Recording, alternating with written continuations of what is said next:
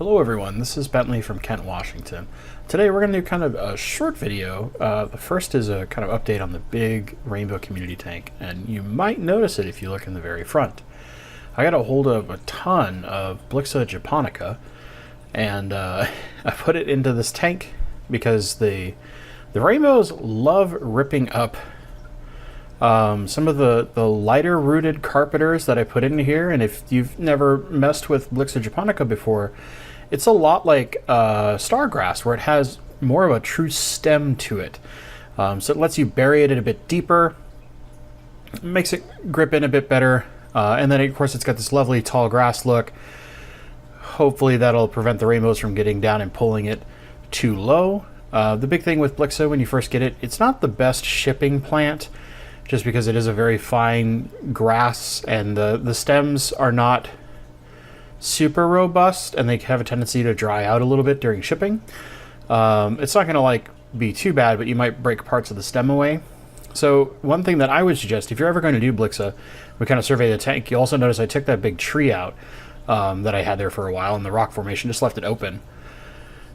What I would do is, one, give it a good thorough rinse. I would actually get like a tall bowl of water and dip it several times. Let any of the blades that have died just kind of come off before you go planting it. That way you don't have a bunch of stuff getting into your water column and eventually ending up in your filter.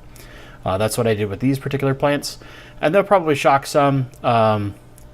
They had a kind of longer trip than expected, so there's going to be a little shock with them, and you can even see the roseline sharks kind of picking at it. But they came in very, very well. I got really lucky. I got 25 stems of this beautiful Blyxa for $30 shipped. That's an insane deal. And that all came through Aquaswap. And as I recall, I think pretty recently Jeffroz was actually talking about using places like Aquaswap as a good place to pick up plants. So a little kudos to Jeffroz. If you've never watched Jeffroz Fishkeeping, I'm going to have a link to Jeffroz down low, just because he had mentioned this topic, and I almost coincidentally about a week later picked up some plants off of Aquaswap, which is a Reddit. It's a subreddit for aquarium people, and I'll put that down low too. But anyway, just a short update here. Let you just kind of dig on some rainbows for a little bit. I've been incredibly busy. I moved my lady into my house. She had a 3rd-story apartment. I kind of beat my legs up. I actually strained my hip really badly. So I've been a little overwhelmed with some stuff, hence why I've only had one video a week. I'm going to try and get back to normal where we get 2 videos a week, hopefully this weekend, if not next week. Now this is just some rainbows eating a bunch of brine shrimp. You get to see, this is late at night, right before I turn the lights off. This kind of late night feeding for these guys. You notice the running river is just going kind of nuts in there, nibbling it up, and then beside them the goldie-eyed Akai is doing the same, along with some of the axelrodi that are still in there. And to go along with this, we haven't shown the guppies in far too long, clearly.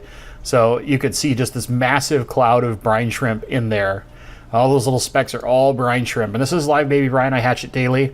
It's kind of a necessity if you're really going to raise rainbows properly. And we'll get some zoomed in shots, and you'll get to see all the little baby guppies in here just nibbling away. And if you pay close attention, you'll see that 2 of the reticulated Siamese algae eaters that are in here are doing circles around each other, sparring. You usually see them toward the top right, or top left of the tank, sorry. I know my directions, I promise. But as I kind of come in here, I was trying to give you a little closer shot so you can see lots of the little fry, everywhere from the tiniest fry, you can barely see them in this cloud, to some of the juveniles getting good nibbles in there. And of course the adults are just going nuts for it. The adults love it whenever I feed brine.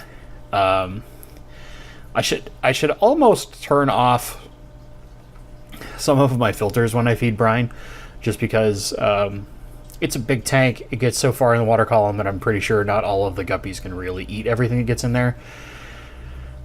But it's going to go into the FX6 and it's going to barely touch it. If it's going to go into anything, it's going to barely put a dent in that FX6, even if I were to do this daily, which... they get leftover brine. I would say once every 2 days or so, I'll give them what the leftovers are. I split it between several of the adult tanks, but they kind of get it more often than, say, like the adult rainbows in like the 90 or the big tank. Anyway, guys, so here's those SAEs just chasing each other in circles, sparring. It's kind of fun to watch when they do that. But thankfully, they're not very aggressive against the guppies, which is really good news. And as you can see, all the plants are growing in just phenomenally. Everything's doing really well. This tank has just been really kind of almost a blessing because it's grown so well. I really haven't had any major struggles other than that blackbeard algae. But, you know, we cleaned that up with some SAEs. And I know most people will be like, hey, you shouldn't be using live fish to do that. The way I would chemically treat those things would either A, kill off all of my corkscrew valve that's in the back, or B, be very, very risky to lots of the juvenile and young guppies in the tank. And I'm just not willing to take that risk. I would rather have 3 SAEs, slowly work over a period of a month or 2, and clean it up, which they have. I mean, there's barely any left in this tank. They've done a phenomenal job, and the tank looks amazing. But that's it, guys. Just kind of some short updates. I'll be looking for another video. My goal is to get another one to you, hopefully Sunday morning or Monday morning. As always, guys, thank you so much for watching. And as always, stay awesome.